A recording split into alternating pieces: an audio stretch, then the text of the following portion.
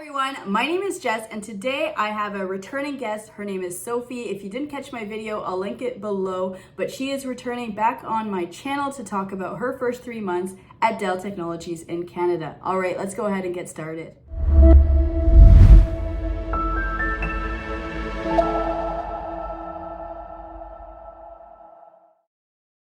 All right, everyone, welcome back to my channel. If you're new here, go ahead and hit that subscribe button below. And as mentioned, I have Sophie with me. She has now been at Dell maybe just over 3 months, I believe. And we're just basically going to hang out, ask a couple questions on how her journey has been going. And welcome, Sophie. Thanks for having me. I'm happy to be back. Yeah, I'm happy that you're still at Dell. Not that I would have thought that you wouldn't have been at Dell, but I'm happy that you're trucking through. I'm hearing a lot of fun things. And I just wanted to ask, how are you doing? How has been the last 3 months? Well, first of all, I want to say I can't believe it's already been 3 months since I started. I feel like this whole journey has just flown by and I am doing awesome. When I look back, I can't believe all I've learned through these last 3 months. And I'm so excited for the next, year, 5 years, 10 years. I can't wait. I just want to dive into everything right now. Amazing. Yeah, I started my career at Dell and I worked there 3 years and then I left and I came back, and anyone that's saying they want to leave, I'm like, you're going to come back. So you might as well just stay and stick it out and figure out where you want to go at Dell. So the last time we talked, I remember it was your first week. You were hit with a lot of things. I'm sure you have been the last 3 months. It's still maybe overwhelming. I think you were talking about doing role playing the following week or starting role playing. And role playing for me has always been scary because the purpose of role playing is to practice your sales pitch or your sales solution. So how has role playing been going from a different industry to sales? Like how is role playing? Yeah, that was definitely one of my, biggest fears, the scariest thing for me going in. And it was, I think the first role play I did, it was very quick, very quick, but it was so much easier than I thought. And it made me realize how much pressure that we just put on ourselves to kind of perfect instead of really just taking the time and appreciating that it's the learning process, right?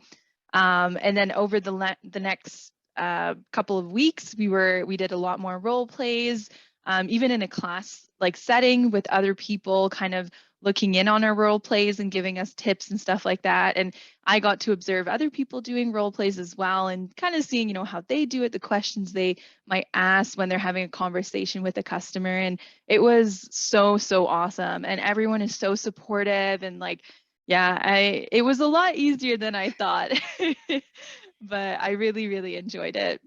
It's I mean, I still do role plays. I've been in sales for just over 10 years, and role plays, I think, always need to be in the mix when you're in sales, just because you learn new products.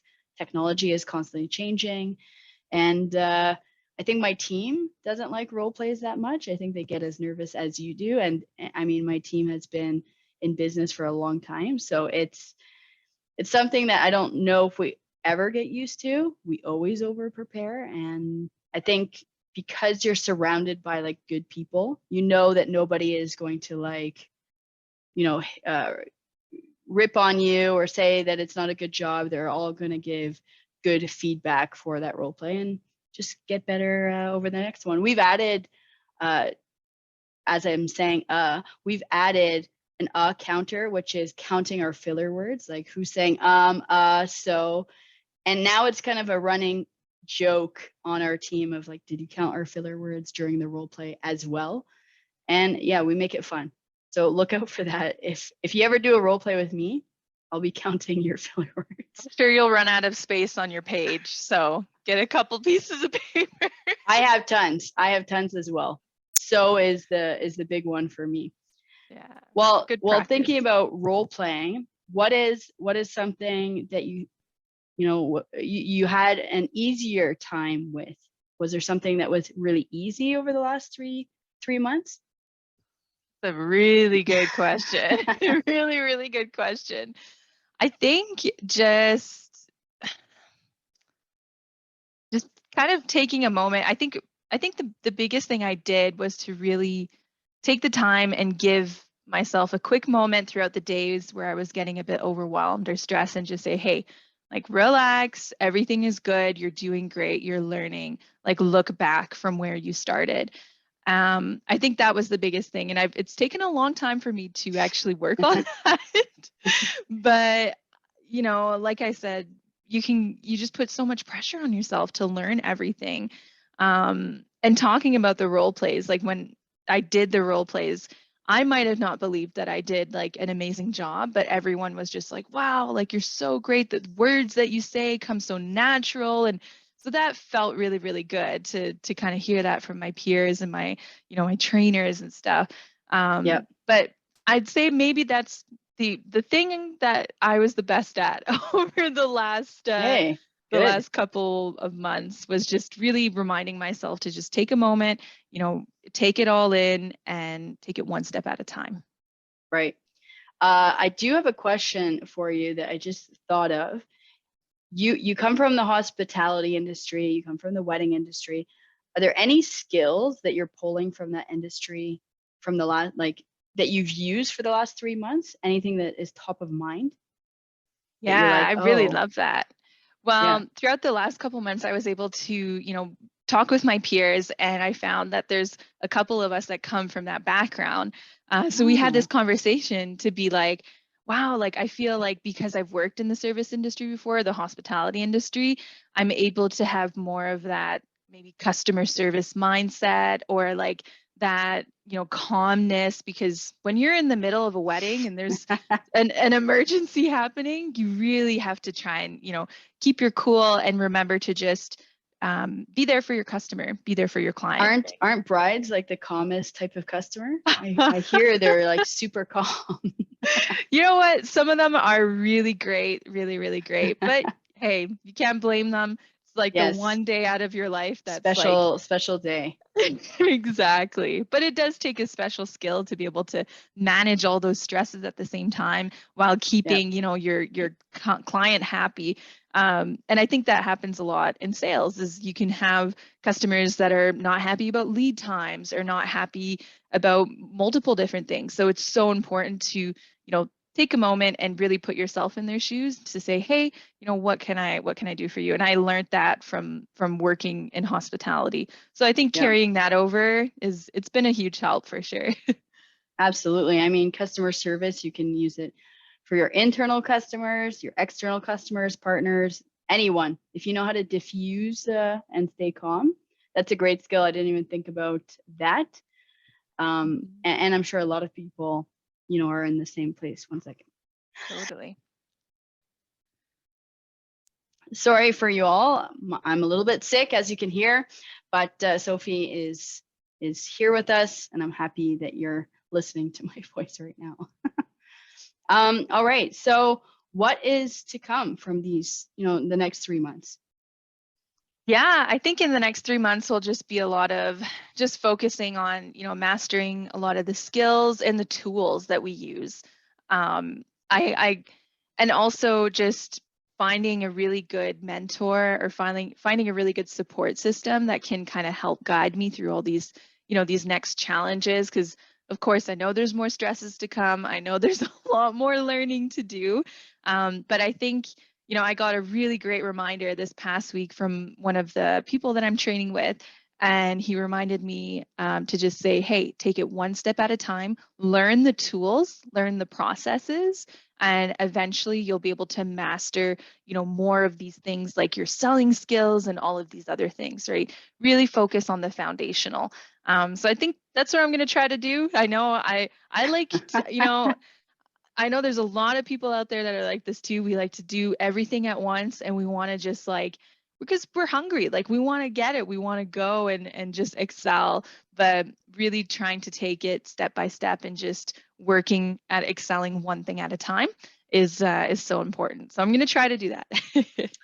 Yeah, and something that people might not know is tools are so important for our job on a daily basis. And if you don't get the foundational tools and the practice, then when there is a customer escalation or a problem, or you need to book an order last minute, you won't be ready. So yeah, I agree with you. Learning the tools, very, very important. Well, balancing, you're going to learn about the industry and learn about the technology, but the tools, some people still struggle on tools after a few years. So if you can, nail that down, that would be great. So tools, the next 3 months. Do you have a team? Because I know the last time we spoke, you were in the sales academy. Are you out of that academy now? What does that look like? Yeah, so I'm just finishing up Sales Academy. So I'll probably, because I am bilingual, I'm most likely going to be going on to a French team. And I'm not 100% sure what that's going to look like yet. But yeah, I'm super, super excited. I'm assuming they're going to want to take advantage of my bilingualism. Yeah, I think that would be dumb not to take that. I think it's really hard to find bilingual technical sales reps, or anyone that's in the tech business to be bilingual. It's a huge asset. And when I say bilingual, if you're not watching from Canada, that's French and English, because Canada, that's our national languages. So you're gonna hit the sales floor. Most likely you're gonna get a territory. You have some customers to call, customers to sell stuff to. Have you taken your first customer call? I haven't technically taken a first customer call yet. In our training, we were able to, do a little bit of like training, I guess you could say, with some leads, some potential leads, just to kind of get our feet wet a little bit. So Right. that was really, really nice to be able to, kick my brain into like, work mode maybe instead of train mode. Yes. But I haven't taken my first customer call yet, so I'm eagerly waiting to do that for sure. I remember I was 21 at Dell. I hit the sales floor for the first time, and I still remember the first customer call. I know what I sold. I knew they called me 8 times in 1 hour for something very specific, and I was in a massive panic, didn't know what to do. And I still remember that day, and I ended up closing the deal. But you never forget your first customer call at a new company, whether it's Dell, anywhere you are, you never forget it. So I hope your first call is a good one, whether it's crazy hard or really easy, whatever it might be. And I think back in the day, people used to prank call each other as customers, like taking the role playing a step ahead. And I think someone prank called me and was like, I want to buy 300 computers. And I'm 21 at the time. And I'm like, what do I do? What do I do? 300 computers. It's a lot. And ended up being a prank and not real. And it was just like, it was a lot of fun. It was a fun atmosphere. It wasn't meant to be mean, but it really, I think my reaction of being all nervous and scared really brought me back down to be like, we're all here. We're in a job. We're here to have fun. We're here to help our customers and make sure they're taken care of. But we can also take care of the team and have fun with the team. So I thought that was a fun way to break the ice with me in my first sales job. So maybe I will prank call you. Oh man, I'm nervous now. Whoever's watching this, do not prank call Sophie, but I think it would be a lot. I think it would be really funny to do that. That would be interesting. It would be very, very interesting for sure. I could see you, knowing you, I could see you acting like me and like, Being flustered in the back. Yes. Yeah, I could definitely see that. Always be very calm on the phone, and it's always behind that they don't see, right? Yes, exactly. And I guess, do you have a mentor at Dell? I don't know if you mentioned that, like you're getting ready. Do you have somebody, a buddy during this pandemic? We're all working from home, so we can't just lean over to look at someone's screen or watch someone. Do you have somebody like Yeah. that? I'm glad you brought that up. Really wanted to talk about that because that's one of the biggest things is everyone is working from home. And I know like throughout the pandemic, it became a more natural thing for people to be working from home. And some of the questions that people might have had was like, how do you stay connected with everyone, even though you all work from home and you're working from different places in the world and everything like that. And I can't stress enough how amazing the culture is with Dell. Like it really feels like even though I'm in my house, I'm in my office here, I'm still feel like I'm going to an office every day and like talking to my coworkers, talking to my managers, like my trainers, and it feels so connected. And you know Right, how you're talking about taking this first customer call and being all flustered.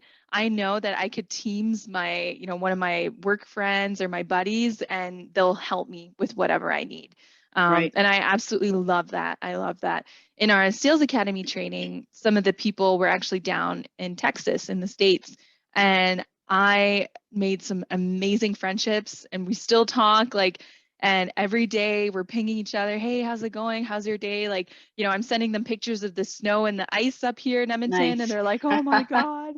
So I'm ready to book my ticket down to Texas already with the snow we have up One here. day you have to go there one day. It's incredible to see the Dell campus in Austin. It's great.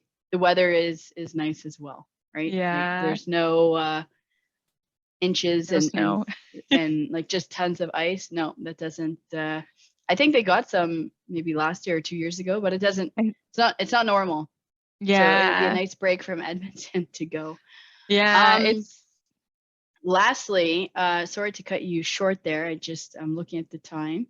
I yeah. do have one last question. I know you're still in the middle, it's 3 months. Maybe we could do this again at 6 months, just so you can see the journey and you can see the journey as well, Sophie, to look back. But any advice that you have for your past self, at that 1 week, or anyone that's looking to get into the tech industry? Yeah, I think the biggest thing is just be yourself. There's a reason why Dell decided to bring me on and train me, like with no tech experience before. Like, be yourself and like trust yourself, have confidence, like know that you're supposed to be here for a reason and that like you're good at your job. You're meant to be here.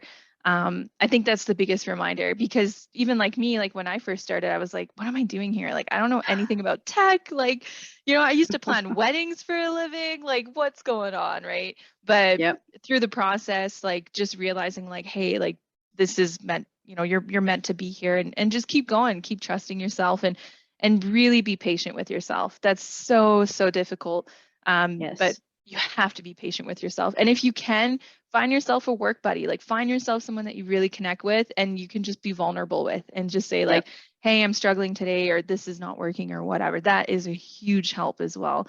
But take that step if you're really thinking about making that transition from any industry to a completely different one, and it feels right in your gut. Like I 100% am telling you to take that step because it's so worth it. It's so worth it.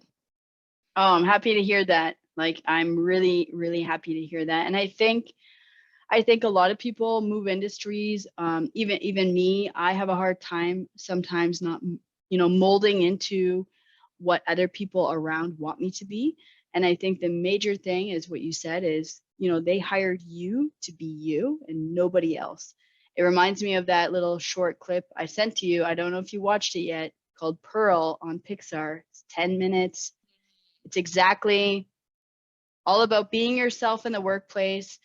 So if you have not watched that, go ahead and watch that to be inspired about being your authentic self in the workplace because they want your type of skill set. And thank you so much for joining us today. Thank you everyone watching for joining as well. And if you like this video, feel free to give me a thumbs up, give Sophie a thumbs up for giving me 20 minutes of her time today. And I will see everyone next Monday. Sadly, Sophie won't be there, but she will be there, maybe in 3 months. All right, everyone, take care. Thank you. Bye-bye.